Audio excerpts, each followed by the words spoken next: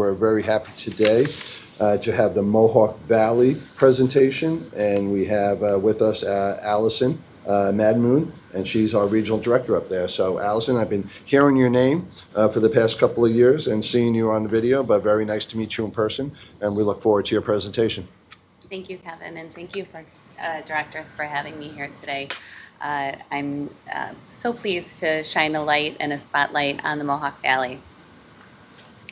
So I'm going to start out by giving you kind of a niche story that represents revitalization in the Mohawk Valley. Revere rides again. So Revere Copper Products is located in Rome, New York. It is the oldest continuing manufacturer in the United States, started by no other than Paul Revere in 1801 in Massachusetts. It's had many owners, and in 1928 and 29 was brought to Rome, New York. And 23 years ago, their sign went dark. The sign is beloved by Rome community members. They say that when the sign went on, they knew mom wanted them home at night.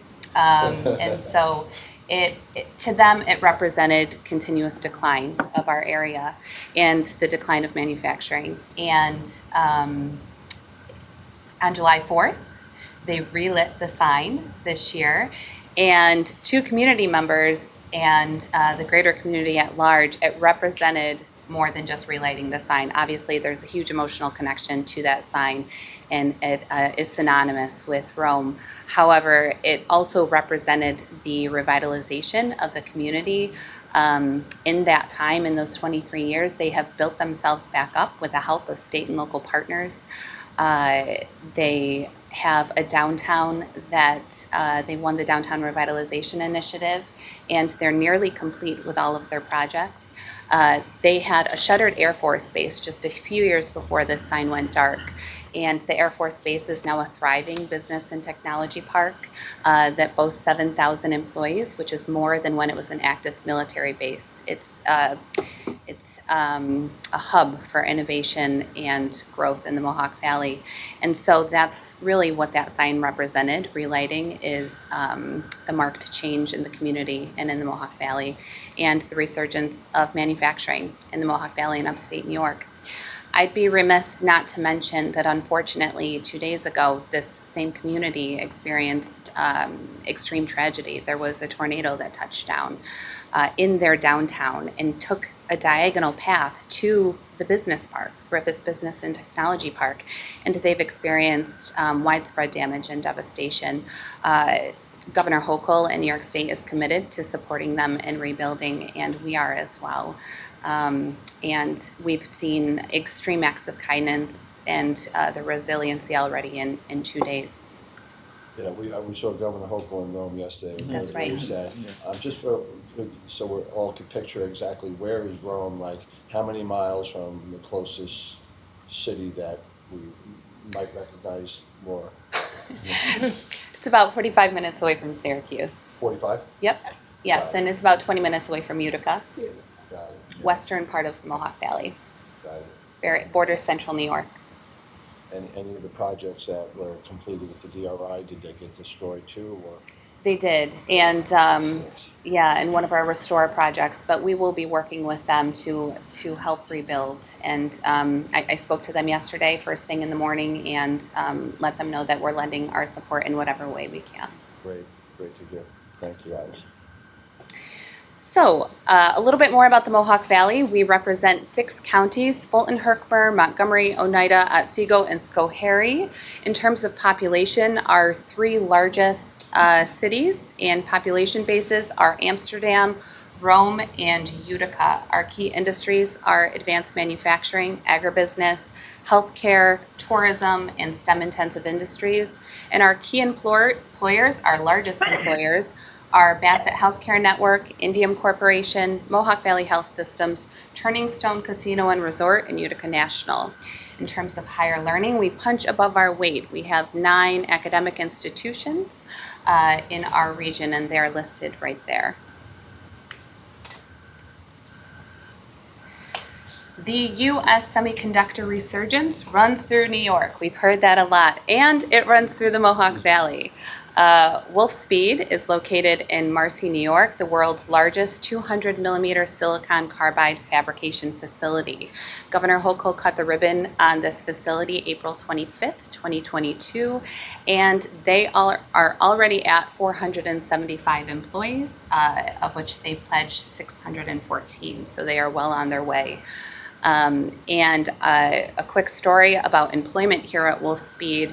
We are heavily involved with the Office of Strategic Workforce Development. In partnership with them, the regional office is heavily involved in workforce development for our key industries. And yesterday, 2 days ago, I attended the Real Life Rosies graduation. They are funded by the Office of Strategic Workforce Development. The goal of Real Life Rosies, it's a program that is put on by the Manufacturers Association of Central New York, as well as Mohawk Valley Community College. The goal of that program is to increase the percentage of women in the workforce in advanced manufacturing.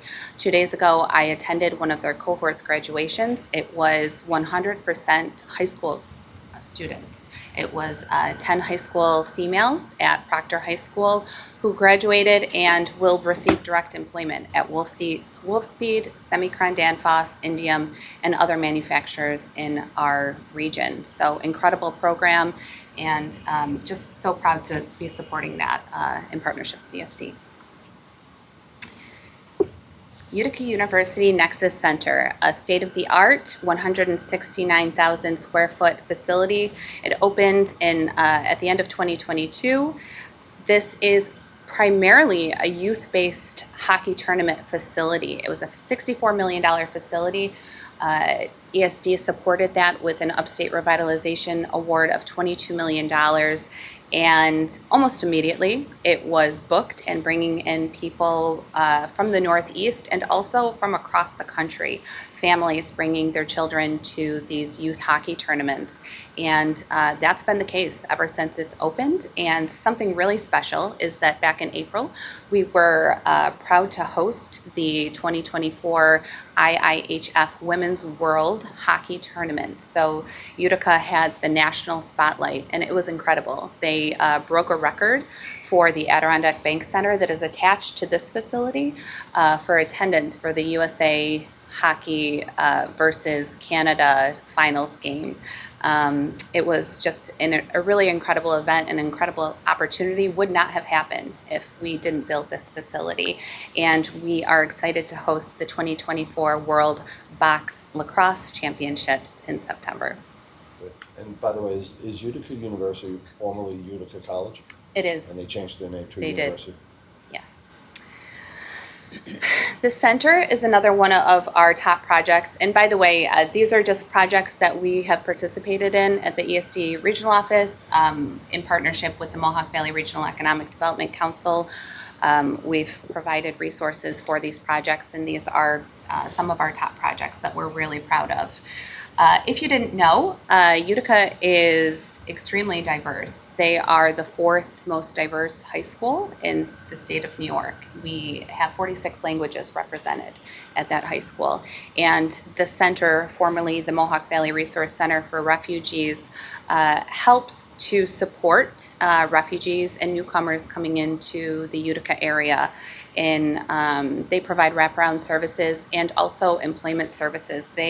This employment center that is supported by both an ESD Capital Grant and a DRI award. This center is located right in downtown Utica. It's critical for employers in our region. They work with over 80 employers that meet at the center with individuals and provide direct employment services. And they also help with things like HR manuals and translation services and things like that to make the transition for individuals that access their services seamless into the workforce. It's really a critical service that they provide. And the last project I wanted to highlight is FMCC's Cyber Range. So it's the first in the nation. It's located at Fulton Montgomery Community College. They cut the ribbon on this cyber range for their students. 2 months ago in partnership with IBM and Amazon, and it gives their students first-class hands-on experience in cybersecurity simulation training and scenarios. The Lieutenant Governor toured this facility last month. It's incredible. And has a lot of synergies with other things that we have going on in our region. We have a cybersecurity cluster because we have the Air Force Research Lab located at Griffiths Business and Technology Park, and as a result of that, we have many cybersecurity companies at Griffiths. We have a place called Innovari Center for Advancement where we host students from across the country, and they work with the Air Force Research Lab on different cybersecurity initiatives. And Innovari Center for Advancement plans to work directly with FMCC to further their goals. So in 2023, the Mohawk Valley Regional Economic Development Council updated their strategy for economic development for the Mohawk Valley. Our strategic industries are STEM-intensive industries and advanced manufacturing, agribusiness and food systems, and tourism. And our regional priorities are downtown revitalization, digital equity, workforce development, housing, and environmental justice. And if you scan that code, you can read our full plan. Mohawk Valley Empowers. So really quickly, last year, the Mohawk Valley participated in a challenge competition. All 10 regions participated. We were tasked with developing a prospectus for a challenge that we experience in the Mohawk Valley. The MVREDC chose workforce development, and we won the challenge. We won $10 million at the end of last year to address workforce development. And so our prospectus was focused on taking people off the sidelines, empowering people to work by utilizing wraparound services, and really trying to eliminate barriers to employment for individuals. And so we launched an application, an open call. Although our prospectus included catalyst projects, we had people reapply, and also projects that maybe weren't thought of at the time of the prospectus applied. We just closed that portal and received 17 applications, and the Regional Economic Development Council is reviewing those applications currently. We are growing fast in the Mohawk Valley thanks to ESD's Fast New York program. The Mohawk Valley has received $42 million so far from Fast New York, and our latest award was $23.6 million for the Triangle site, also located at Griffiths Business and Technology Park in Rome. It's the largest tract of land left to be developed in Oneida County, and it is slated to be a semiconductor supply chain campus. This is my incredible small but mighty team in the Mohawk Valley. We not only have regional office staff, but we are fortunate enough to host staff from other subsidiaries of the ESD agency as well, from MWBE, Connect All, and Strategic Business Division. And that concludes my presentation. Thank you all again, and I'd be happy to take any questions. Very, very impressive, Allison. Yeah, thank you. The FAST site, that's over 300 acres? 332 acres. And then what will you use the state monies for? Are you bringing in infrastructure to get the site ready, or what does that site need to lure big fish there? Exactly. So it's water, sewer, electric, infrastructure upgrades to make it shovel ready for interested parties. So they're starting that work now.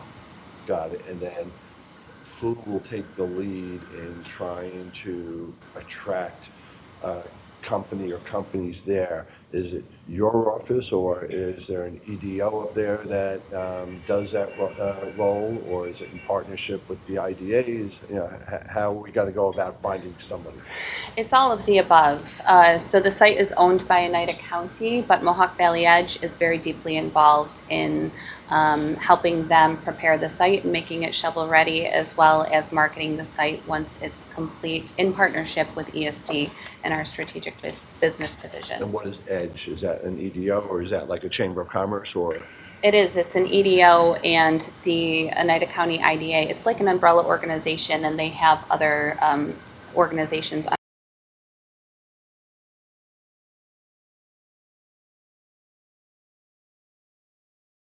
is that build it and they will come type of effort?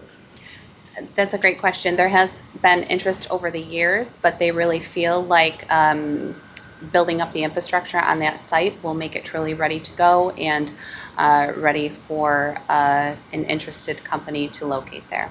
Got it. What, 20 miles from the Micron site-ish? A little more, but yes, very, very close to Micron. We sit, on the edge, on the outskirts there, and then it's 20 minutes away from Wolfspeed and Semicron Danfoss. So we feel like it's perfectly positioned to be a supply chain campus. Got it.